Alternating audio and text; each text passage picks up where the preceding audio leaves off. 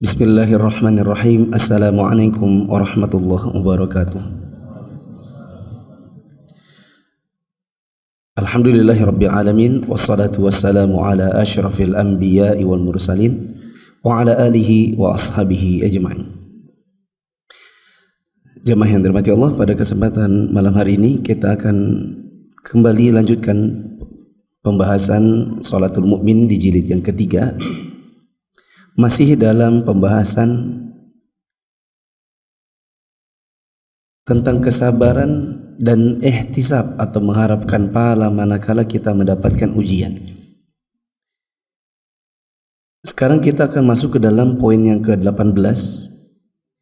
Kata penulis, Al-amru tsamin ashar al-'ilmu bi anna ad-dunya faniyatun wa za'ilah.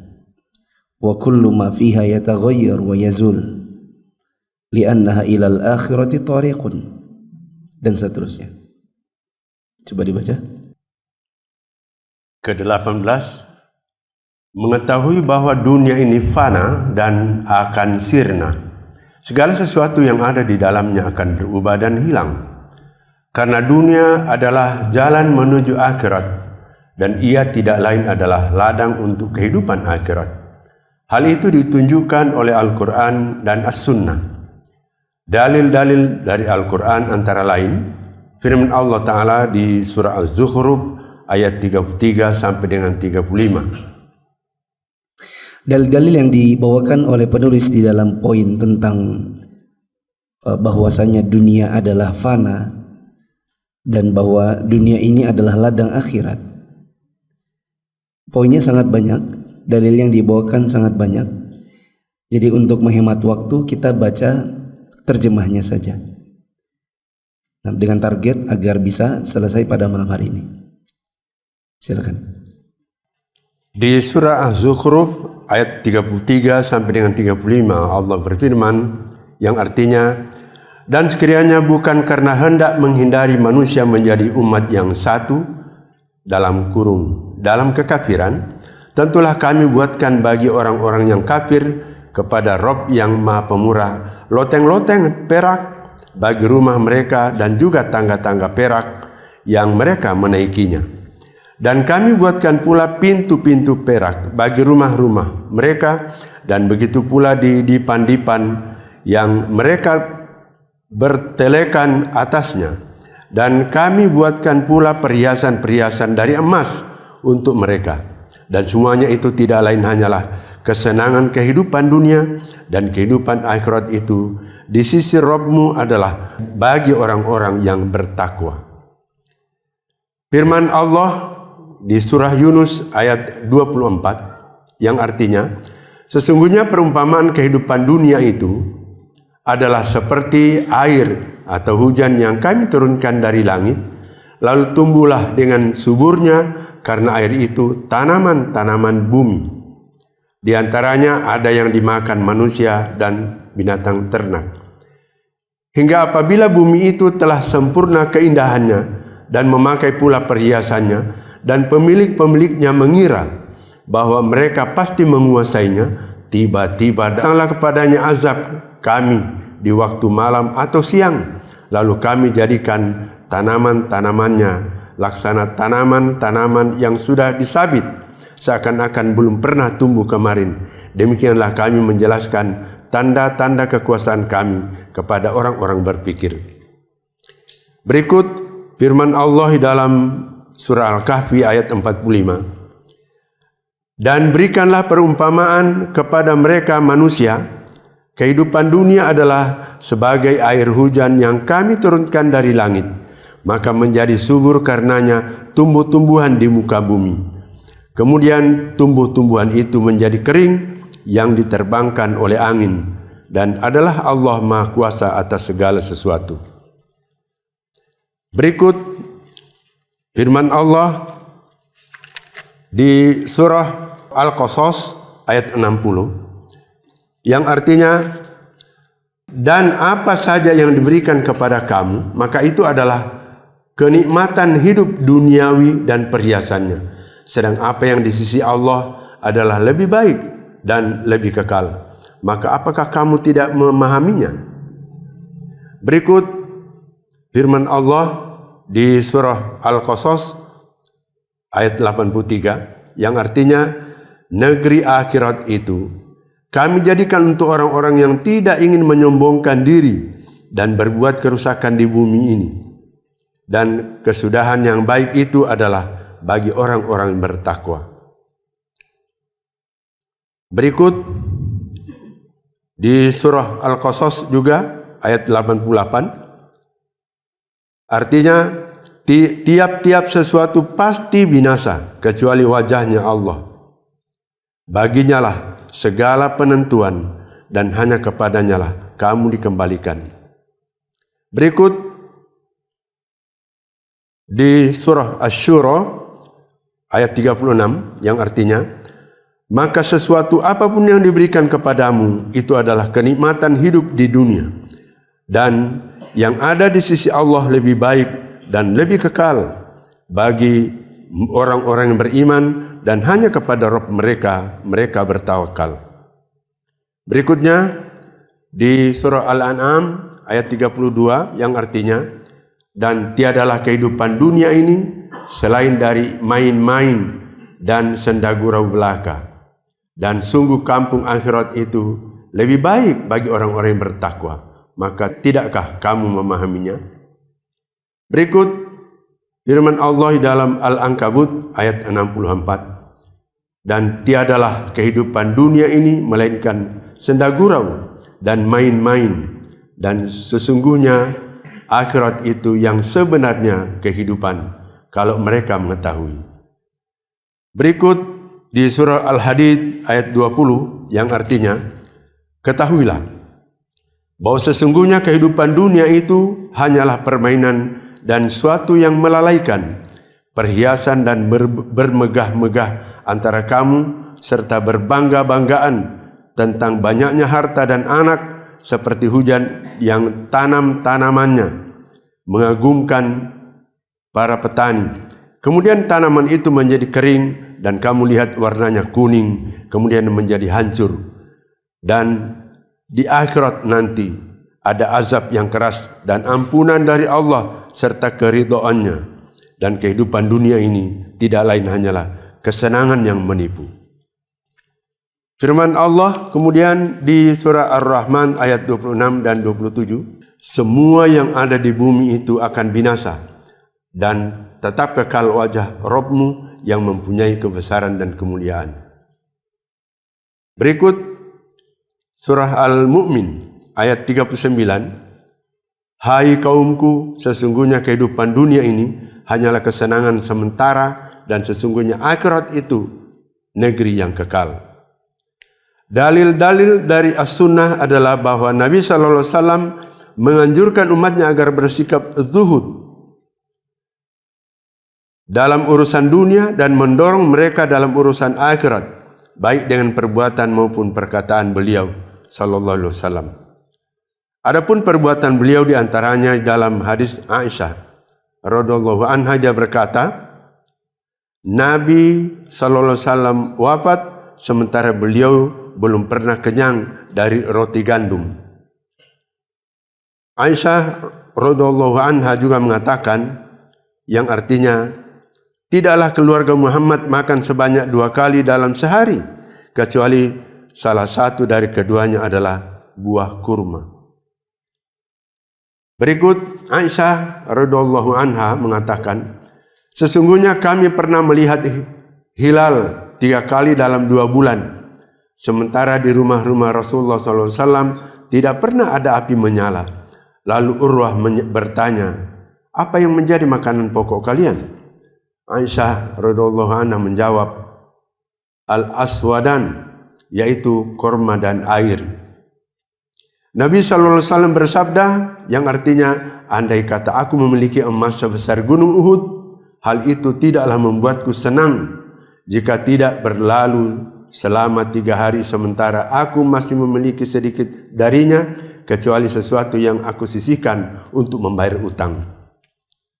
Terdapat hadis sahih dari Nabi SAW bahwa beliau berbaring miring di atas tikar, Tikar itu pun membekas pada pinggangnya. Lalu Umar bin Khattab radhiyallahu anhu masuk menemui beliau.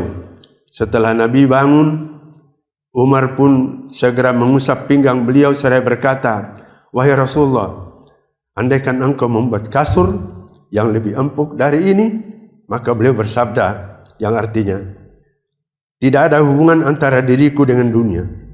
Tidaklah perumpamaan diriku dan dunia kecuali seperti seseorang pengendara yang berjalan pada siang hari yang sangat panas. Lalu ia berteduh di bawah pohon untuk sesaat waktu siang. Kemudian ia melanjutkan perjalanan dan meninggalkannya." Abu Hurairah radhiyallahu anhu berkata, belum pernah keluarga Muhammad sallallahu alaihi wasallam merasa kenyang dari makanan selama 3 hari hingga beliau sallallahu alaihi wasallam meninggal dunia. Maksudnya bahwa mereka belum pernah merasa kenyang selama 3 hari berturut-turut. Yang jelas penyebabnya adalah karena sedikitnya makanan yang mereka miliki. Meskipun terkadang mereka mendapatkannya, tetapi mereka lebih mengutamakan orang lain daripada diri mereka sendiri.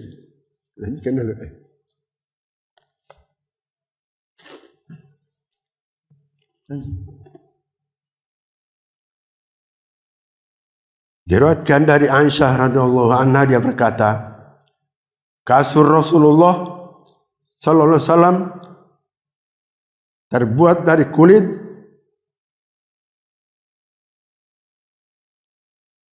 dan isinya terbuat dari sabut.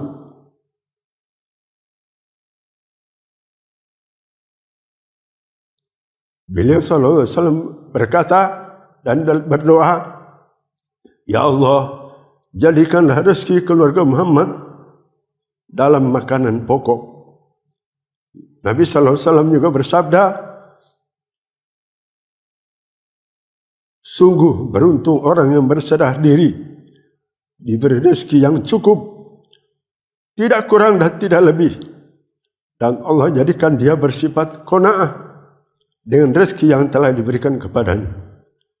Adapun sabda beliau Rasulullah SAW tentang anjuran untuk bersikap zuhud dalam urusan dunia dan peringatan agar tidak terperdaya dengannya cukup banyak.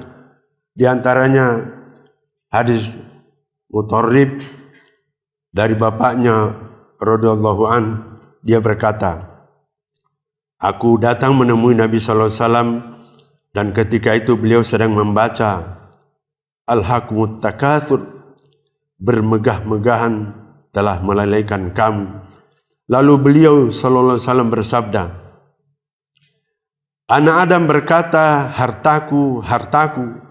Wahai anak Adam, tidaklah harta yang engkau miliki kecuali apa yang telah engkau makan, lantas engkau habiskan, atau yang telah engkau pakai lalu engkau menjadikannya usang, atau yang engkau sedekahkan hingga engkau meninggalkannya sebagai simpanan."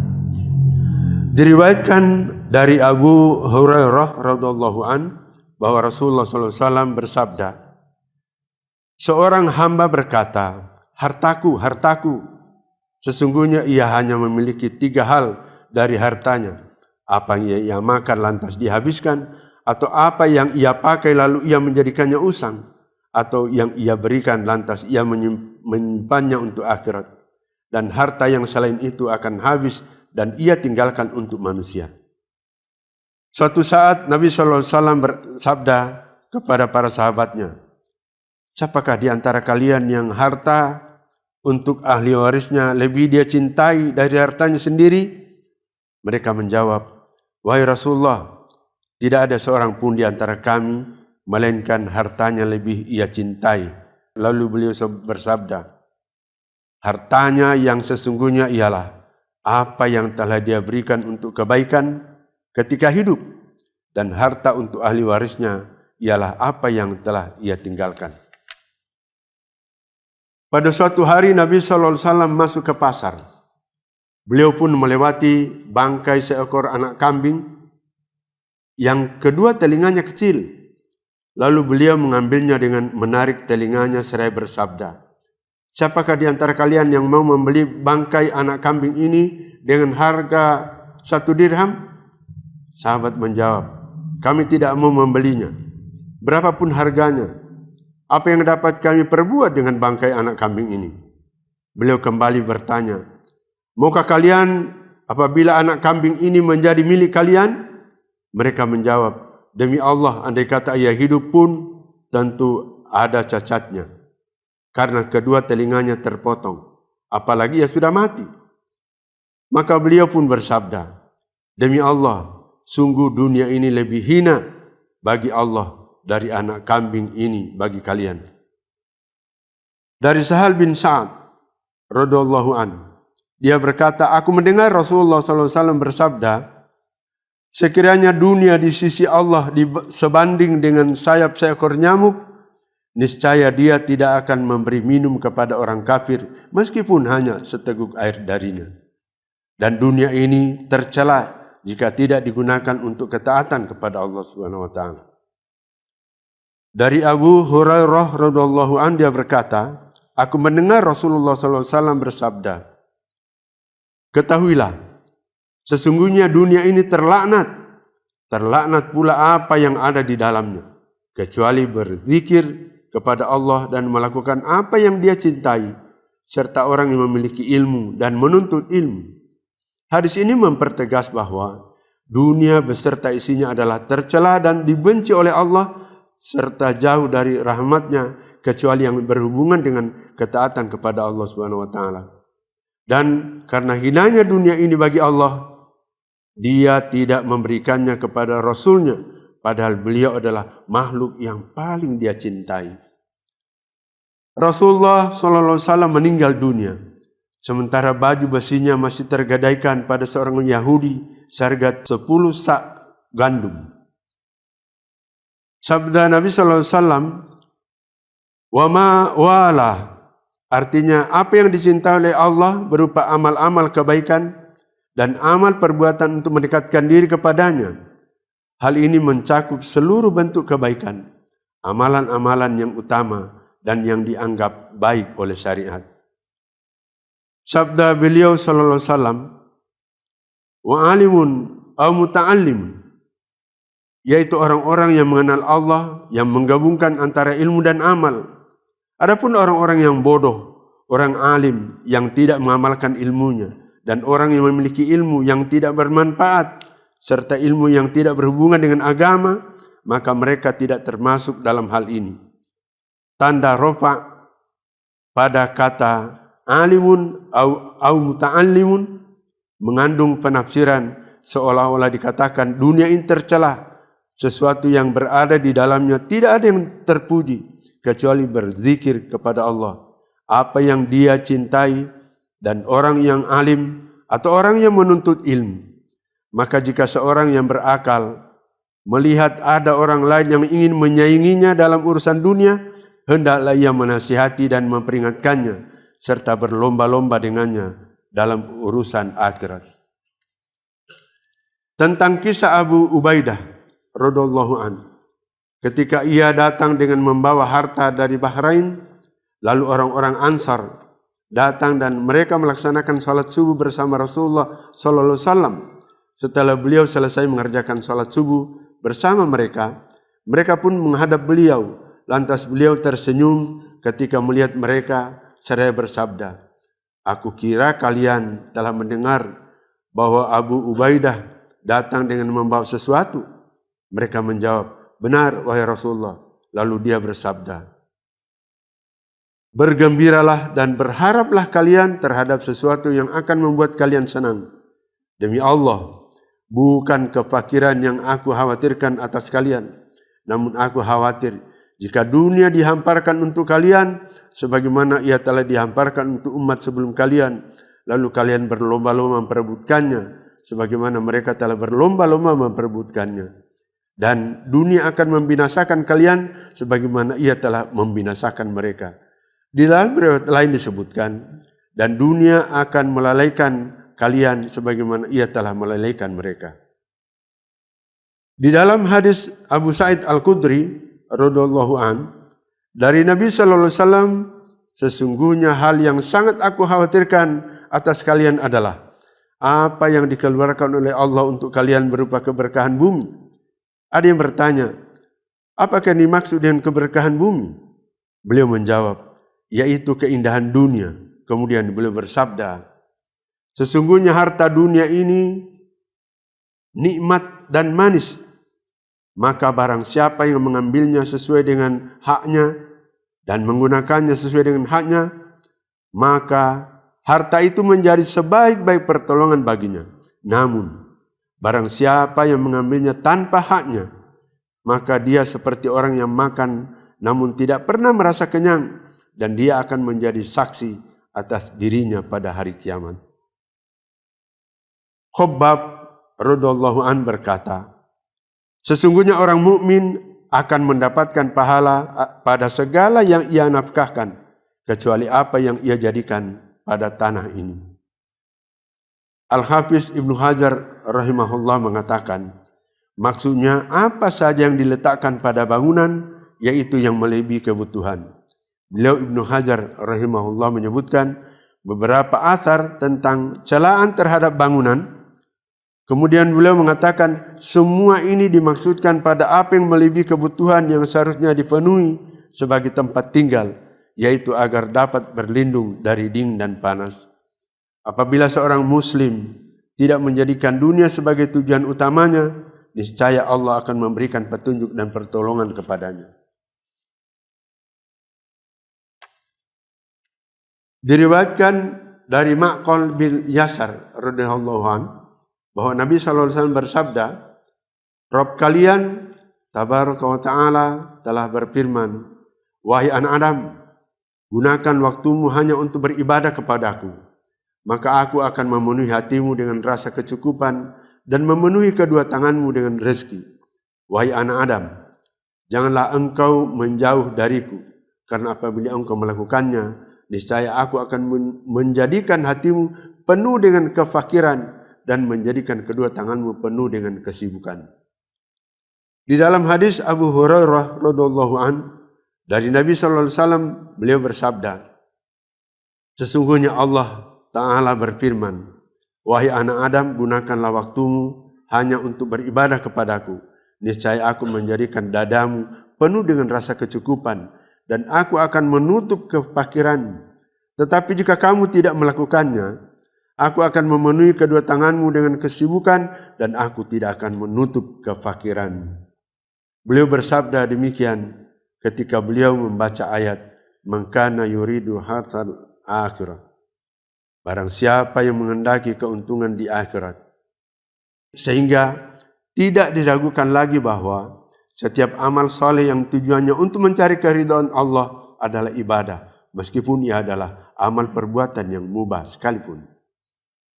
Diriwayatkan dari Sa'id bin Thabit radhiyallahu an, dia berkata, aku mendengar Rasulullah SAW bersabda, siapa yang menjadikan dunia sebagai tujuannya, maka Allah akan mencerai-beraikan urusannya, menjadikan kefakirannya di hadapannya, dan dunia tidak datang kepadanya melainkan apa yang telah ditetapkan baginya. Namun barang siapa yang menjadikan akhirat sebagai tujuannya, maka Allah akan menyatukan urusannya, menjadikan hatinya merasa berkecukupan, hingga dunia mendatanginya dalam keadaan tunduk dan hina. Dari Anas bin Malik radhiyallahu an, dia berkata, Rasulullah SAW bersabda, barang siapa menjadikan akhirat sebagai tujuannya, maka Allah akan menjadikan hatinya merasa berkecukupan dan menyatukan urusannya, hingga dunia akan mendatanginya dalam keadaan tunduk dan hina. Namun siapa yang menjadikan dunia sebagai tujuannya, Allah akan menjadikan kefakirannya, membayanginya, dan mencerai-beraikan urusannya, hingga dunia tidak akan datang kepadanya melainkan apa yang telah ditetapkan untuknya. Diriwayatkan dari Abu Musa al-Asy'ari bahwa Nabi SAW bersabda, barang siapa mencintai dunianya, berarti ia telah membahayakan akhiratnya. Dan barang siapa yang mencintai akhiratnya, berarti ia akan membahayakan dunianya. Maka utamakanlah sesuatu yang abadi daripada sesuatu yang fana. Diriwayatkan dari Abu Musa al-Asy'ari radhiyallahu an, bahwa ia berkata menjelang wafatnya, "Wahai Bani Asy'ari, hendaklah orang yang hadir menyampaikannya kepada orang yang tidak hadir. Sesungguhnya aku mendengar Rasulullah SAW bersabda, manisnya dunia adalah pahitnya akhirat, dan pahitnya dunia adalah manisnya akhirat." Total ada 12 ayat dan 25 riwayat hadis yang kita baca tadi, yang menggambarkan kepada kita tentang fananya dunia, sehingga kita dimotivasi untuk beramal atau mengerjakan apapun dalam kehidupan kita ini orientasinya adalah akhirat. Dan berkaitan dengan bab yang kita baca adalah bahwa manakala kita mendapatkan musibah, maka kita bisa lebih lapang dada, lebih bisa bersabar dan ridho terhadap ujian Allah, karena kita tahu bahwa dunia ini fana. Kehilangan harta, kehilangan keluarga, ini bagian dari hal-hal yang hendaknya kita sikapi dengan ridho dan lapang dada, karena ini semua adalah sesuatu yang fana. Jamaah yang dirahmati Allah, tadi di bagian kehidupan Nabi SAW yang kalau kita resapi maka kita bisa memahami kenapa pembaca sampai bergetar dan menangis manakala membacanya, karena ini jauh sekali dari kehidupan kita sehari-hari. Ya. Siapa yang membayangkan kehidupan Nabi SAW, tidak pernah yang namanya kenyang itu 3 hari berturut-turut. Sebagaimana tadi digambarkan dalam riwayat yang kedua, inna kunna lananzuru ilal hilal thalathata ahillah fi syahraini, dan seterusnya. Kami, kata Aisyah, tidak pernah kami pernah mendapati 3 hilal dalam 2 bulan, dan sepanjang itu kami tidak pernah makan kecuali sebatas 2 yang hitam, al-aswadan, yaitu at-tamr wal ma', sebatas makan kurma, minum air. Mungkin kalau kita yang hadir di sini mana tahan, gak bisa kita tahan makan dengan seperti ini. Bahkan kadang-kadang kita pengen apa, kita rela keluar dari rumah, yang penting dapat itu. Kadang-kadang bahkan kita kelahi sama istri kelahi sama suami, urusannya adalah soal makanan yang dimau sekarang ini. Adapun istri-istri Nabi sesuai dengan kemampuan Nabi.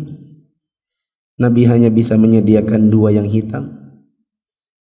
Ya sudah, istri-istri qanaah. Kalau kita sekarang kan tidak mungkin seperti itu. Kadang istrinya bilang, "Bi, pengen ini, Bi, pengen itu." Suaminya bilang, "Lagi nggak ada." Marah. Ketika dibalas oleh suaminya, "Mi, mau minum teh, minum kopi," istrinya bilang, "Panas ambil aja sendiri." Ya, karena lanjut ngambek. Apa ngambeknya? Makanan yang diminta sekarang tidak ada. Nah, tadi kita juga diberikan gambaran bagaimana tempat tidurnya Nabi. Kalau kita sekarang harus, orang kalau tidur ndak pakai spring bed, kalau zaman-zaman sekarang tuh ada yang nggak bisa tenang. Ya, dulu kita ndak terlalu banyak yang punya AC. Kita pikir AC itu adalah hal-hal yang dimiliki oleh orang kaya saja. Sekarang Masya Allah, kita hidup, kita merasa supaya tidur berkualitas, sehingga kita setiap kamarnya ada AC-nya. Adapun Nabi Tidur itu kadang keringatan. Makanya dari riwayat Nabi SAW tidur di tikar, keringatan. Lalu Ummu Sulaim datang membawa minyak wanginya. Dia pungut beberapa tetes keringatnya Nabi yang ada di tikar untuk dicampur dalam minyak wanginya Ummu Sulaim. Keringatan. Tidurnya di tikar. Tapi juga bukan berarti kemudian kita ingin mengikuti Nabi. Kalau gitu saya maunya tidurnya di tikar, keringatan. Ya, lalu kemudian kita merasa berdosa kalau kita tidak mengikuti Nabi. Bukan juga seperti itu. Ya, tapi ini adalah gambaran agar kita bisa memahami konsep hidup di dunia ini adalah lebih ke arah sesuatu yang sifatnya qanaah, zuhud, merasa cukup dengan apa yang Allah beri, dan meyakini bahwa segala sesuatu yang kita punya sekarang ini itu adalah yang pasti akan hilang. Tadi ada riwayat di poin keberapa ya? Ya, di poin ke-12. Kata Nabi SAW, yang kalian suka yang mana? Yang harta kalian? Apa yang kalian tinggalkan buat warisan? Mana yang lebih dicintai? Kemudian beliau berkata, harta yang sesungguhnya itu yang sudah kalian gunakan untuk kebaikan. Adapun yang kalian tinggalkan buat ahli waris, maka itu sesuatu yang akhirnya habis. Sama seperti riwayat istri Nabi keluar dari rumah, mau bawa makanan, ada semacam ya gulai kambing begitu. Kemudian dibagikan ke tetangga. Setelah pulang Nabi tanya, bagaimana, gulainya habis? Istrinya bilang habis, sisa ini. Dikasih lihat tinggal tulang kaki yang tidak bisa dimakan. Maka Nabi SAW mengatakan, bukan, ini yang dibawa pulang itu yang habis. Yang sudah dibagi tadi itu yang sisa. Bukan itu habis, ini sisa. Ini yang habis, yang tadi yang sisa. Kapan kita ambil sisanya ini? Nanti di akhirat. Nah, jamaah yang dirahmati Allah, ada dua riwayat terakhir. Di riwayat 24, 25. Riwayat dari Abu Musa Al-Asy'ari radhiyallahu anhu, Nabi SAW mengatakan, man ahabba dunyahu ad-darra bi akhiratih. Siapa yang cinta dengan dunianya, dia akan memudaratkan akhiratnya. Sebaliknya, wa man ahabba akhiratahu ad-darra bi dunyah. Siapa yang lebih cinta akhiratnya, maka itu akan memudaratkan dunianya. Betul ya? Ibarat dunia dan akhirat ini seperti bumi bagian barat dengan bagian timur. Kemana kita berjalan? Mendekat. Maka kita menjauhi sisi yang satunya. Siapa yang berjalan menuju barat, dia pasti menjauhi timur.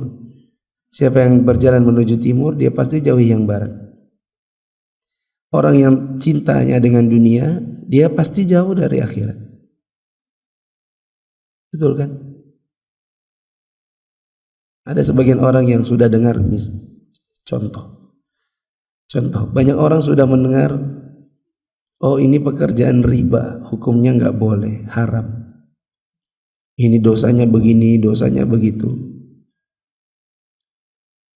Dia dengarkan tadi kajian, tadi video pendek, entah di khutbah Jumat, terngiang-ngiang di kepalanya. Tapi dia lebih cinta dunianya. Dia berpikir, nanti kalau keluar makan apa? Malah ustadznya dimarahi, ustadznya diejek. Emangnya kalau aku keluar, kamu bisa ngasih makan istriku? Ini tanda orang lebih mencintai dunianya ketimbang akhiratnya. Kalau ada yang mau bertanya lebih lanjut, emang kalau saya keluar, Ustadz bisa garanti bahwa istri saya makan? Saya bilang bisa. Siapa yang bilang keluar dari pekerjaan riba nggak bisa makan? Bisa. Mau diskusi? Saya pernah kajian di sini tahun 2018 bulan Februari di sini. Kalau mau lihat rekamannya ada di Facebook muflisafitra.com. Kajiannya di sini mulai dari jam sekitar 9 pagi sampai jam setengah 12. Judulnya punya mobil, motor, rumah dan modal usaha tanpa riba. Ya, saya bilang bisa, soalnya waktu itu dipakai papan tulis. Itu saya nulis ada berapa banyak solusi untuk punya rumah, motor, mobil, usaha tanpa riba. Cuma andanya keburu begini loh. Duh, nggak enak ya dengerin kajian itu, jadi susah hidup kita. Habis itu ya cuman sekedar dengar-dengar bahwa pekerjaannya riba dan haram, dia pergi, nggak mau dia ikut kajian. Padahal kalau dia betah, dia mau sabar dulu, nanti dia dapat solusi. Dan solusinya banyak. Ya. Cuman keduluan ngikuti hawa nafsu. Saya ingat banget itu kajian yang saya maksud. Kan diadakan di sini. Itu teman-teman di apartemen Pertamina itu. Waktu itu baru bangun kan. Baru orang baru mobilisasi ke situ lah pindah. Nah, ada ikhwan tinggal di situ. Dia ajaklah temannya, kita ke Istiqlal yuk. Ada apa? Ada makan-makan. Karena memang waktu itu kalau nggak salah ada Yanto Fried Chicken dibagi gratis gitu. Sehingga dibilang ada makan-makan. Kan? Ikutlah dia. Datang ke Masjid Istiqlal. Hari Ahad, kajian. Rupanya ternyata isinya bukan cuma makan-makan, isinya adalah kajian. Tersebutlah tentang kartu kredit, tentang KPR, tentang leasing, bla bla bla. Ya, Seninnya ke kantor, dia ngamuk-ngamuk sama temannya. Ya, pakai bahasa jelek lah gitu ya. Inilah ya, disebutin bahasa kotor. Diajaknya aku kemarin ke masjid, katanya ada makan-makan, ternyata kajian. Baru semua yang disebutin sama ustadznya itu nggak ada yang enak. Kartu kredit nggak boleh, KPR nggak boleh, ini nggak boleh, susah hidup, dia bilang gitu. Kan? Itu contoh apa? Orang habis dengar sesuatu yang kemudian menghambat dunianya, dia relakan untuk korbankan akhiratnya. Sebagaimana dalam hadis ini tadi. Ya, dalam riwayat ke-25, Nabi SAW mengatakan, halawatud dunya murratul akhirah. Kenikmatannya dunia itu pahitnya akhirat. Sebaliknya, pahitnya dunia itu akan jadi manisnya akhirat. Maka teman-teman yang dirahmati Allah, kalau kita punya, nah, apalagi memang Allah sudah bukakan dunia untuk kita. Ya, ada sebagian dari kita yang mungkin secara pendapatan Masya Allah di atas rata-rata. Maka gunakanlah nikmat rezeki yang Allah berikan itu, tujuannya adalah untuk kebahagiaan di akhirat. Nah, sekarang masalah yang terakhir, yaitu masalah ke-19. Dan kalau saya tidak salah, setelah 19 ini selesai, kita baru akan masuk ke dalam inti dari fikih jenazah, mulai dari memandikan mayat. Sehingga dalam 20 sekian pertemuan kita selesaikan pengantarnya yang berkaitan dengan kematian, berkaitan dengan mulai dari ada orang itu sakit, kemudian apa yang harus dilakukan manakala dia wafat, apa yang haram dilakukan, apa yang sunnah dilakukan, sampai pada kesabaran manakala ada saudara yang wafat. Baru kemudian insya Allah di pertemuan yang akan datang kita mulai masuk ke dalam memandikan mayit, dengan asumsi sudah ada yang meninggal nih kan. Maka dia dimandikan, lalu kemudian dikafani, dia disolatkan, dikuburkan, takziah, dan selesailah buku yang kita baca ini. Mari kita baca poin ke-19. Masih dalam agar kita bisa bersabar dan ihtisab manakala mendapati kematian orang yang kita cintai. Silakan. Ke-19. Mengetahui bahwa Allah Subhanahu wa taala akan mengumpulkan antara seorang mukmin dengan keturunannya, kedua orang tuanya, keluarganya, dan orang yang dicintainya di surga. Mereka tidak akan berkumpul dan tidak akan berpisah lagi sesudahnya. Allah berfirman, "Walladzina amanu wattaba'athum dzurriyyatuhum biimanin alhaqna bihim dzurriyyatahum wa ma alatnahum min amalihim min syai'."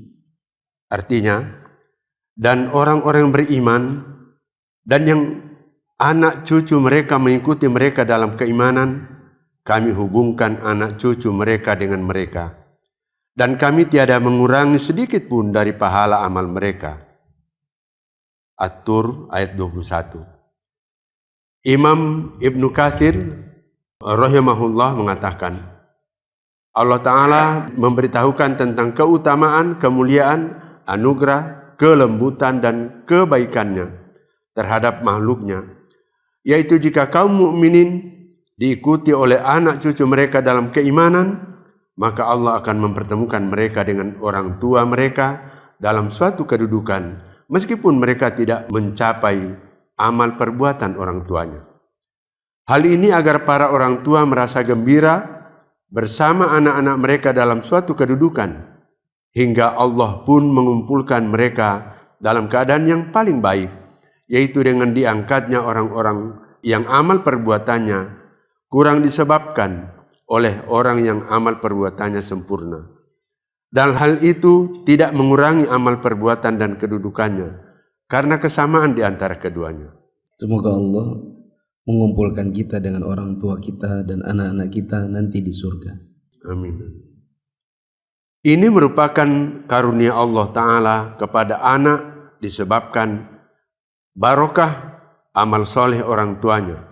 Sedangkan karunianya terhadap orang tua karena barokah anak-anaknya dan doa anaknya. Dijelaskan dalam hadis dari Abu Hurairah, ia berkata bahwa Rasulullah SAW bersabda, Innallaha la yarfa'u darajata lil 'abdi salih fil jannati fayaqul ya Rabbi anna li hadhihi. Anda baru hijrah dan bingung belajar Islam dari mana? Yuk ikut Mia. Mufid Islamic Academy atau MIA adalah sebuah program pembelajaran Islam melalui pembahasan kitab-kitab para ulama yang dibahas secara terstruktur dan berjenjang. Untuk informasi lebih lanjut tentang pendaftaran, teman-teman bisa mengakses di media sosial Mufid TV Official, baik yang ada di Telegram, YouTube, Instagram, maupun di Facebook. Assalamualaikum warahmatullahi wabarakatuh.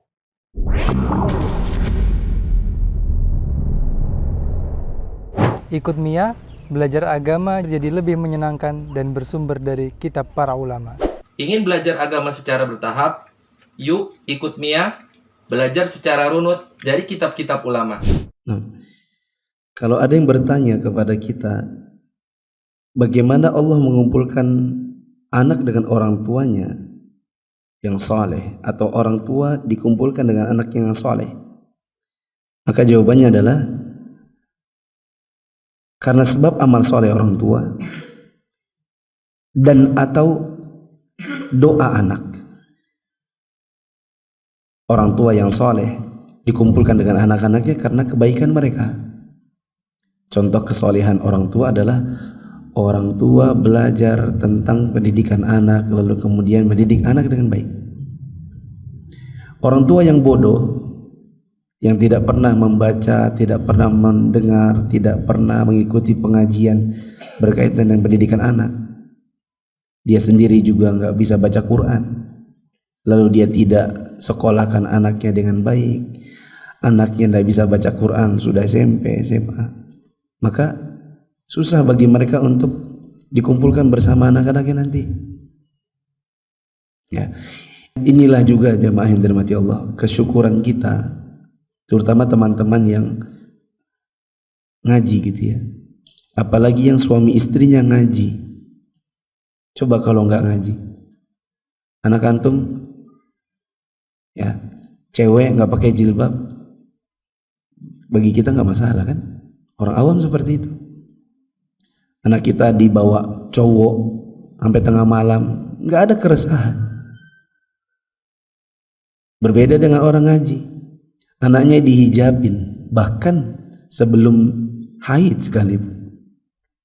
Disekolahkan di sekolah yang anak laki-laki dan perempuannya dipisah. Gelisah kalau anak-anaknya nggak bangun subuh. Bahkan kadang-kadang orang tuanya marah. Orang-orang tua bodoh yang awam lagi jahil, di antara mereka bahkan ada yang berkata, "Nggak usah dibangunkan, kasihan anak masih kecil." Padahal anak-anaknya sebenarnya ada yang sudah mimpi basah, ya kan? Maka berbahagialah kita jadi orang tua yang belajar agama, yang tidak awam, sehingga kita mendidik anak kita sehingga mereka jadi anak-anak yang soleh juga. Lalu kemudian setelah kita wafat, anak-anak kita menjadi orang-orang yang mendoakan orang tuanya. Klop, bapaknya didik, anaknya doa, makanya dikumpulkan nanti di dalam surga. Dijelaskan dalam hadis Abu Hurairah, saya yang baca biar cepat selesai. Dijelaskan dalam hadis Abu Hurairah radhiyallahu anhu, dia berkata, Rasulullah bersabda, "Innallaha la yarfa'u darajata lil 'abdi shalihi fil jannati fayaqul, ya Rabbi, anna li hadhihi." Fayaqul bi istighfari waladika lak. Sesungguhnya Allah benar-benar mengangkat derajat seorang hamba yang saleh di surga. Lalu dia bertanya, "Wahai Rabbku, bagaimana mungkin aku bisa mendapatkan yang seperti ini?" Maka Allah berfirman, "Karena anakmu memohonkan ampunan untukmu."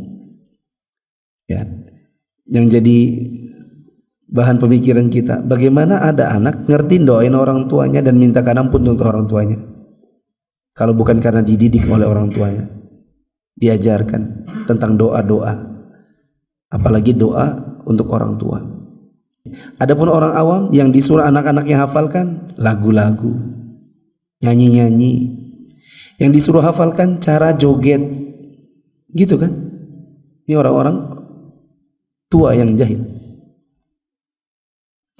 Syekh As-Sa'di mengatakan hal ini merupakan salah satu bentuk kesempurnaan nikmat bagi penduduk surga, bahwa Allah mempertemukan mereka dengan anak cucu yang telah mengikuti mereka dengan keimanan. Orang-orang yang mengikuti orang tua mereka dengan membawa keimanan yang muncul dari orang tua tersebut, lalu anak cucu mereka mengikutinya dengan keimanan. Terlebih lagi jika anak cucu mereka mengikutinya dengan keimanan yang muncul dari diri mereka sendiri. Jadi orang-orang yang telah disebutkan tadi akan dipertemukan oleh Allah pada kedudukan orang tua mereka di surga, meskipun sebenarnya amalan mereka tidak mencapai derajat tersebut. Hal ini sebagai balasan bagi orang tua mereka dan tambahan pahala bagi keturunannya. Di samping itu, Allah tidak akan mengurangi sedikit pun balasan bagi amal perbuatan orang tua mereka.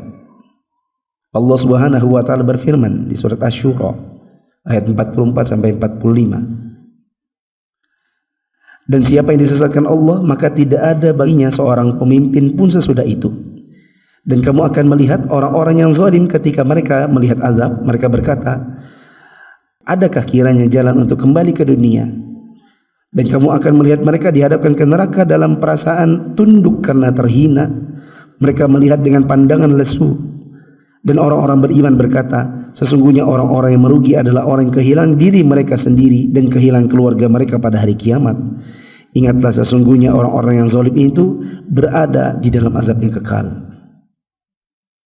Al-Imam Ibnu Katsir rahimahullah berkata, maksudnya bahwa semua itu akan pergi bersama mereka dalam neraka.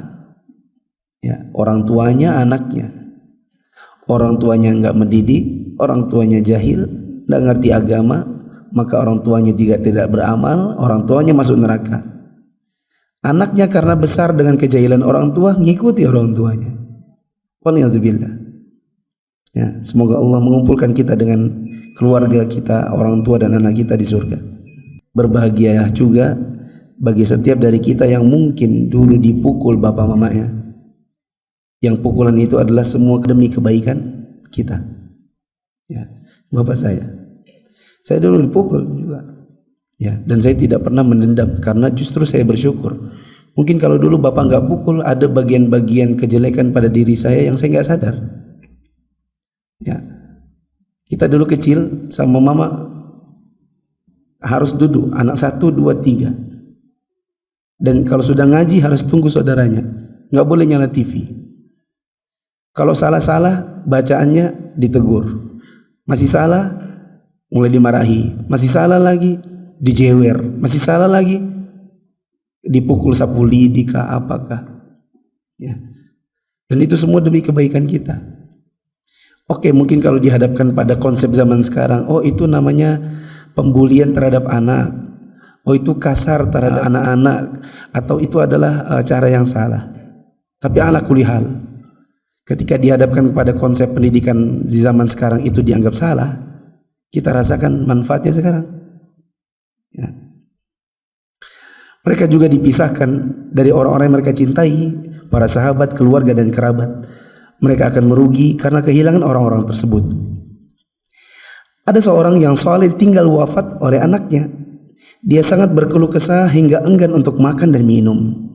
Sampailah ceritanya kepada Imam Muhammad bin Idris Asy-Syafi'i alias Imam Asy-Syafi'i.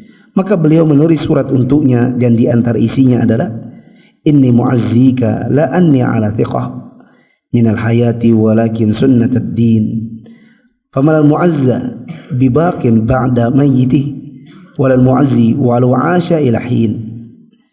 Sesungguhnya aku menghiburmu bukan karena aku yakin akan tetap hidup, tetapi karena musibah itu adalah ketetapan dalam agama. Tidaklah yang dihibur akan hidup abadi sesudah kematian anaknya. Tidak pula yang menghibur meskipun keduanya hidup hingga waktu yang cukup lama. Wallahu a'lam bishawab. Insyaallah pada pertemuan yang akan datang kita akan mulai masuk ke dalam teknis-teknis yang berkenaan dengan fardu kifayah seputar jenazah. Subhanakallahumma wa bihamdika asyhadu an la ilaha illa anta astaghfiruka wa atubu ilaik. Wassalamualaikum warahmatullahi wabarakatuh.